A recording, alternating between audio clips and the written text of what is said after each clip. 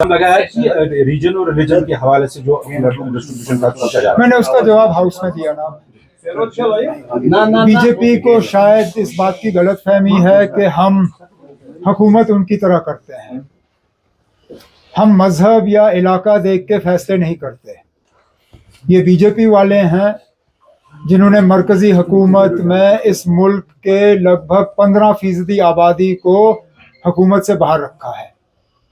आज बीजेपी का ना लोकसभा में ना राज्यसभा में एक भी मुसलमान मेंबर पार्लियामेंट है।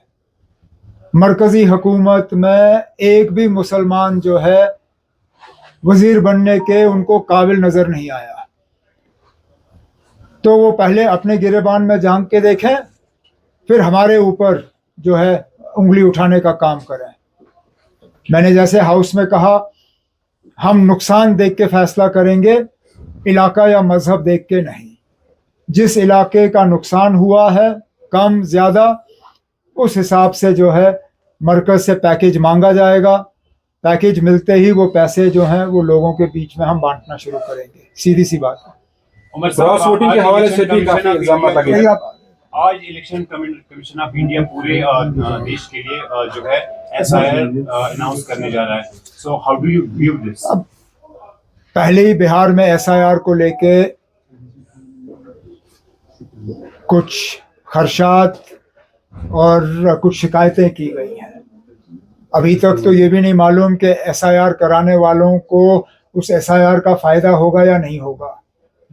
बिहार का इलेक्शन मुकम्मल होने दीजिए, पहले हम देखें कि वाकई क्या उस एसआईआर का कोई फ़ायदा हुआ या नहीं हुआ।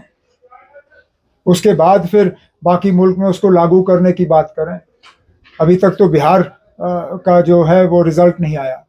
तो इलेक्शन कमीशन को इसमें जल्दी नहीं करनी चाहिए, क्योंकि फिर ऐसा लगेगा कि इलेक्शन कमीशन जो है अपनी इंडिपेंडेंस खो के किसी पॉलिटिकल पार्टी के प्रेशर में ये काम कर रहे हैं। और हमने ये पहले भी देखा है। जम्मू कश्मीर में डिलिमिटेशन यहाँ के लोगों को फ़ायदा पहुँचाने के लिए नहीं किया गया, एक सियासी जमात को फ़ायदा पहुँचाने के लिए गया। जिस तरह सीटों का बंटवारा हुआ, जिस तरह नई सीटें बनी, उसका सीधा सीधा एक ही पॉलिटिकल पार्टी और उसके खैर का जो है उन लोगों को फ़ायदा पहुंचाने की कोशिश की गई। इलेक्शन कमीशन को इस तरह की गलती नहीं करनी चाहिए। उनको वेट करना चाहिए, देखना चाहिए कि वाकई क्या एसआईआर जो है वो वोटर के फ़ायदे की बात है या नहीं। आने वाले दिनों में यहाँ सिर्फ सड़क, पानी, बिजली की बात होगी या जो हमारी पॉलिटिकल शिनाख्त है उसको रेस्टोर करने की बात? अब हम तो रिस्टोर करने वाली बात करना चाहते थे, लेकिन शायद अब स्पीकर साहब की तरफ से हमारे ऊपर इसमें अब एक पाबंदी लगाई गई है। मुझे कोई एतराज़ नहीं था अगर किसी एक ऑनरेबल एमएलए साहब ने शायद स्टेटहुड के हवाले से एक रेजोल्यूशन लाने की कोशिश की थी, लेकिन उसमें फिर स्पीकर साहब ने सब जुडिस का वो कह के उसको मंजूरी नहीं दी। हम चाहते थे कि स्टेटहुड की बात जो है यहाँ हाउस में हो, लेकिन इस हाउस के कस्टोडियन स्पीकर साहब हैं। जैसे मैंने इससे पहले भी आप लोगों से बात करते हुए बिलों के हवाले से ये जवाब दिया कि कौन सा रेजोल्यूशन, कौन सा बिल हाउस के सामने आता है, वो फैसला सिर्फ स्पीकर साहब कर सकते हैं, हम नहीं कर सकते। लेकिन मैं चाहता था कि स्टेटहुड पे कोई ऐसी बात आ जाए जिससे कि हमें पता चले। देखना, मुझे मालूम है मैं स्टेटहुड के मामले पर कहाँ खड़ा हूँ। मुझे पता है कि स्टेटहुड का अगर कोई रेजोल्यूशन हाउस के सामने आ जाता है तो मैं और मेरे साथी किस तरह वोट करेंगे। लेकिन यहाँ एक 28 मेंबरों की जमात है जिसका हमें कोई पता नहीं है कि वो स्टेटहुड के बारे में क्या सोचते हैं। उन्होंने स्टेटहुड को लेके जम्मू कश्मीर के लोगों से वोट ज़रूर मांगे, लेकिन मरकज़ ने अभी तक वो स्टेटहुड हमें दिया नहीं। मैं चाहता था कि एक रेजोल्यूशन, ऐसा कोई मौका हमें हाउस में मिले जिससे कि वो 28 मेंबर जो हैं अपनी बात वोट के जरिए क्लियर करें कि स्टेटहुड के मामले में वो 28 लोग कहाँ पे खड़े हैं। देखना सुने, जब तक आप सवाल करते हुए थक नहीं जाओगे तब तक मैं यहाँ बैठा रहूंगा। इसलिए मेहरबानी करके एक एक कर लीजिए। मैं एक डायरेक्शन में आ जाते हैं ना, मैं यहाँ से शुरू करके यहाँ खत्म कर। सर, ये जो सियासी मामले हैं आपकी काम में कितनी रुकावट पैदा करते हैं? क्या ये जो सियासी मामले हैं, खासकर स्टेटहुड या अभी आप यूटी के वजीर आला है, जो आप यहाँ पे तमर तरक्की करना चाहते हैं, उसमें कितनी रुकावट तो लेकिन अगर कोई रुकावट नहीं होती, मैं क्या पागल हूं कि मैं स्टेटहुड मांगता? अगर यूटी में ही काम करना इतना आसान है जितना स्टेट तो एक तो सारे स्टेट्स कहते हैं कि हमें यूटी बनाओ, और दूसरा हम स्टेटहुड की बात ही नहीं करते। जाहिर सी बात है कि इश्यूज सामने आ ही जाते हैं, अफसर हमारे चॉइस के लगते नहीं, महकमा मेरा है, जिम्मेदारी मेरी है, जवाब मुझे देना है हाउस में, लेकिन अफसर मेरे चॉइस का लगता नहीं।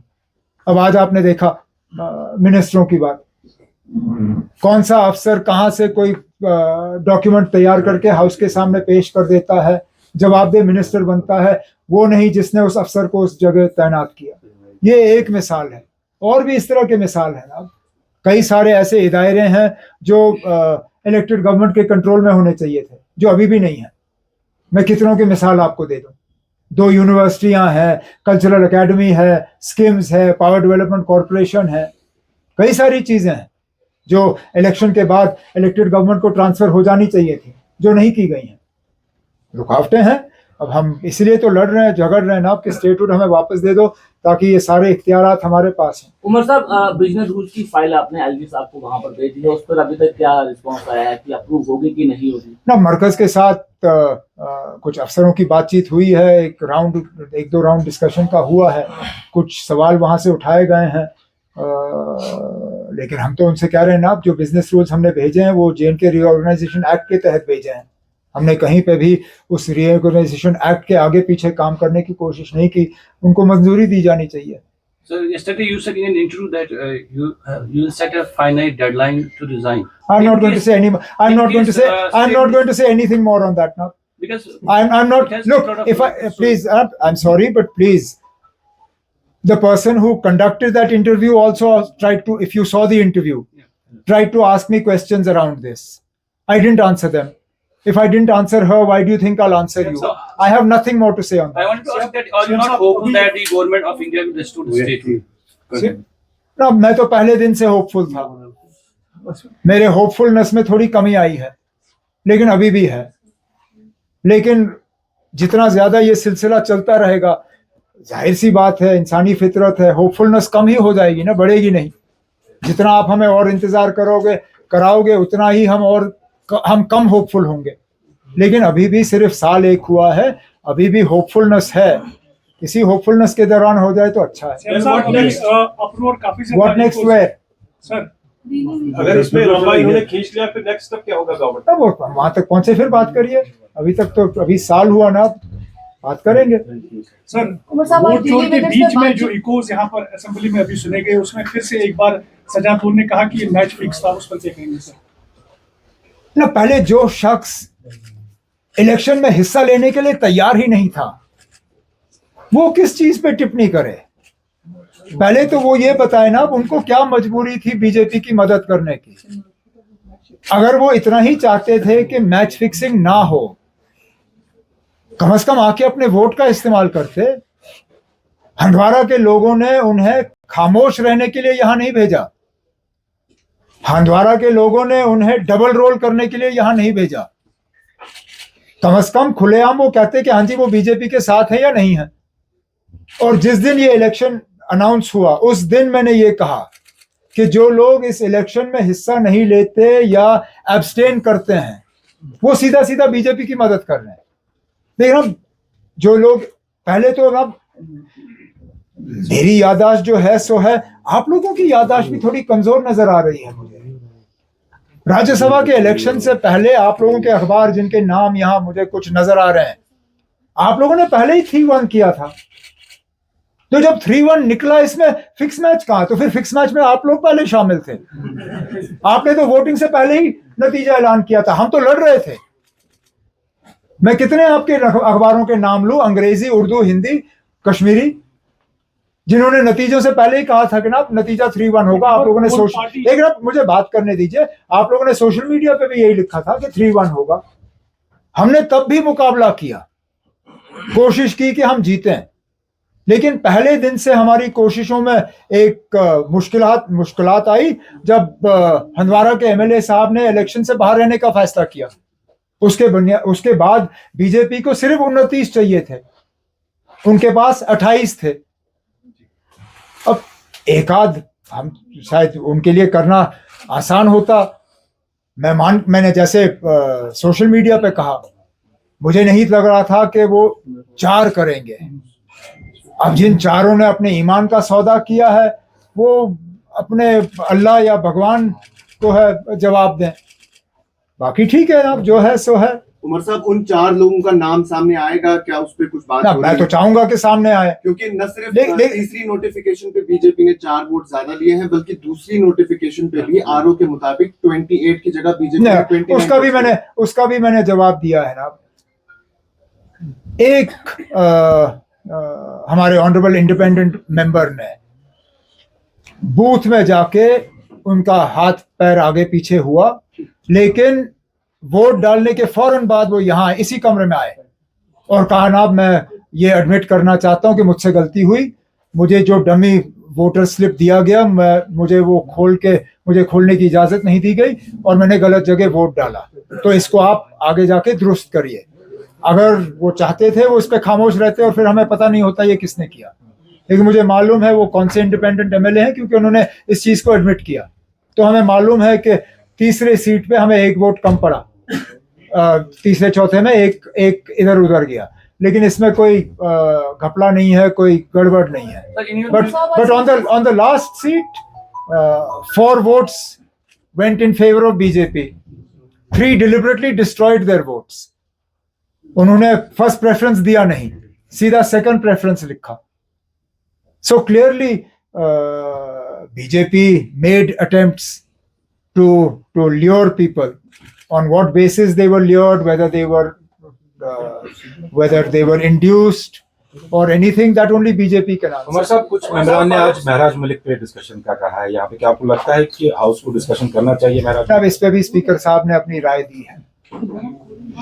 अब बदकिस्मती की बात यह है कि अगर इसी तरह हर सब जुडिस मामले को हमारे दायरे इख्तियार से बाहर रखा जाएगा तो लोग खचाखच अदालत में केस भरना शुरू करेंगे ताकि हम किसी चीज़ पे बात ही ना कर पाएं। लेकिन तब भी स्पीकर साहब कस्टोडियन है हाउस के, उनके फैसले हमारे सिर आंखों पर। लेकिन चलिए, हाउस के अंदर नहीं तो आपके सामने हम बात करेंगे, हाउस के बाहर बात करेंगे।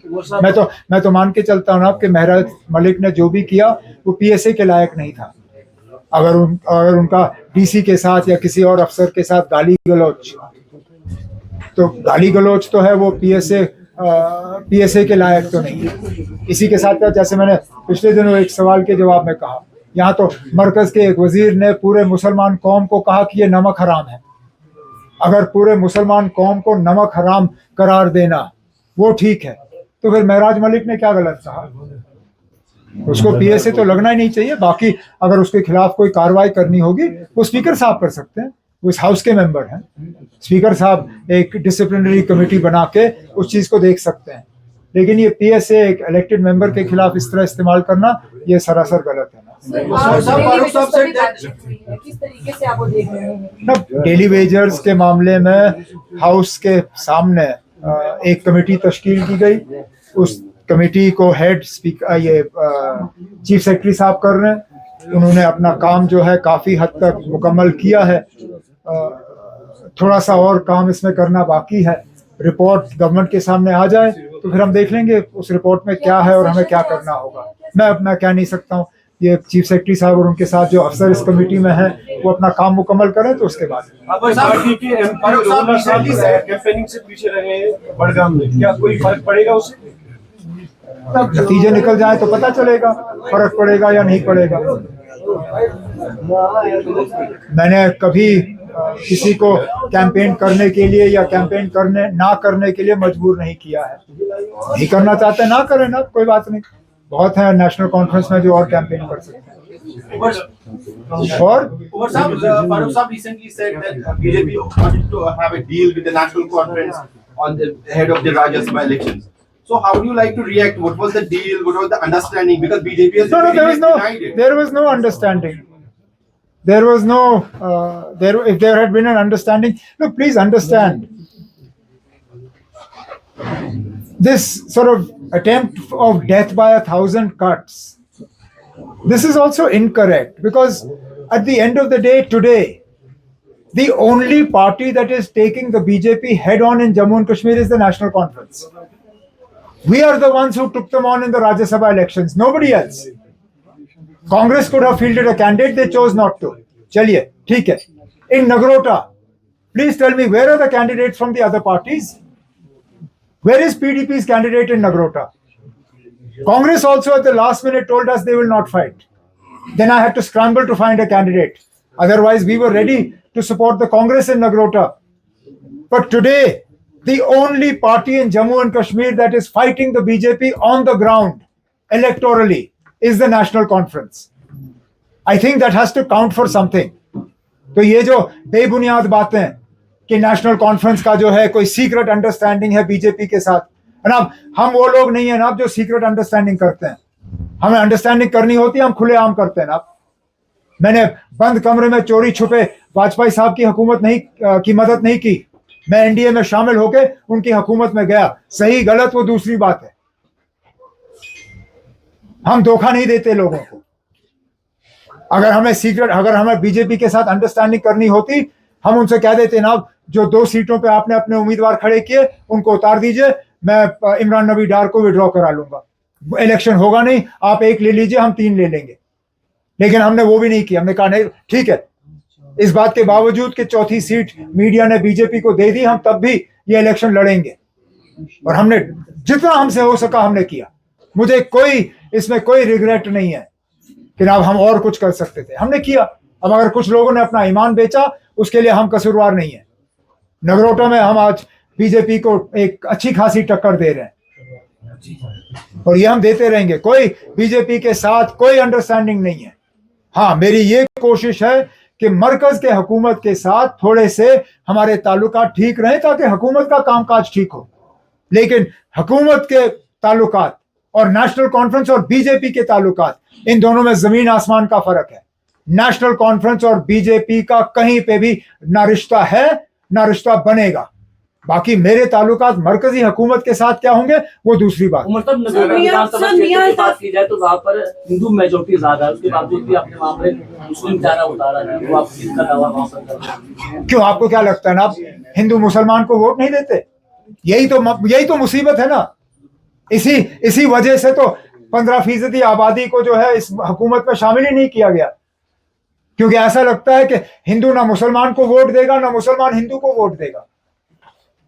आप भूल गए शायद ना, जम्मू पार्लिमानी सीट वो सीट है जहां नेशनल कॉन्फ्रेंस का एक मुस्लिम उम्मीदवार जीत के गया. उस वक्त भी Jammu parliament seat Hindu majority थी, लेकिन मुस्लिम कैंडिडेट जीत के गया. जम्मू कश्मीर में, खासकर कश्मीर में, यहां मुस्लिम मेजॉरिटी सीटों से हिंदू उम्मीदवार जीत के गए हैं. यहां हिंदू मेजॉरिटी सीटों से जम्मू कश्मीर में सिख जो हैं वो आए हैं. तो ये आपने कैसे सोचा ना कि हम इतने फिरका परस्त बन गए हैं कि कोई हिंदू आज मुसलमान को वोट नहीं देगा या मुसलमान हिंदू को वोट नहीं देगा. आप उम्मीदवार देखिए, उम्मीदवार का किरदार देखिए, उम्मीदवार का ट्रैक रिकॉर्ड देखिए. बीजेपी से पूछिए, ये वो पार्टी है जो कहती है हम खानदानी राज में भरोसा नहीं रखते, लेकिन उम्मीदवार किस बुनियाद पर तय किया वो आप भी जानते हो, मैं भी जानता हूं. अगर सिर्फ उम्मीदवार को ही तोलें तो हमारे उम्मीदवार में क्या कमी है ना. डीडीसी की मेंबर रही हैं, लोगों की खिदमत की है. आप सिर्फ मजहब देख के कहते हो कि वो जीतने के लायक ही नहीं है. सर मियां ने कहा है कि the government is ignoring public concerns while being engaged in a debate that who is with BJP and who is against BJP. मैं मियां अल्ताफ साहब की बहुत इज्जत करता हूँ, सीनियर लीडर है नेशनल कॉन्फ्रेंस के. उनका ये बयान पढ़ने के बाद मैंने उनसे फ़ोन पे बात की और मैंने उनसे इसके बारे में पूछा. हालांकि मुझे पूछने की ज़रूरत ही नहीं पड़ी. जैसे उन्होंने मेरा नंबर देखा और फ़ोन उठाया, उन्होंने हंस के कहा कि आपने शायद पढ़ा होगा, ना मेरा ये इरादा था, ना कुछ जो चीज़ें कही गई हैं मैंने कहे हैं. लेकिन उसने ये ज़रूर कहा कि मैंने इतना ज़रूर कहा है कि आप जिस कुर्सी पे बैठे हो आपको सोच समझ के बात करनी चाहिए. वो तो मेरे वालिद साहब भी मुझे कहते हैं. तो इस हिसाब से मेरे वालिद साहब और मियां अल्ताफ साहब में कोई फ़र्क है नहीं. मैं उनको उसी नज़रिए से देखता हूँ. मेरे एक सीनियर साथी हैं, उनका मशवरा मेरे सिर आंखों पे.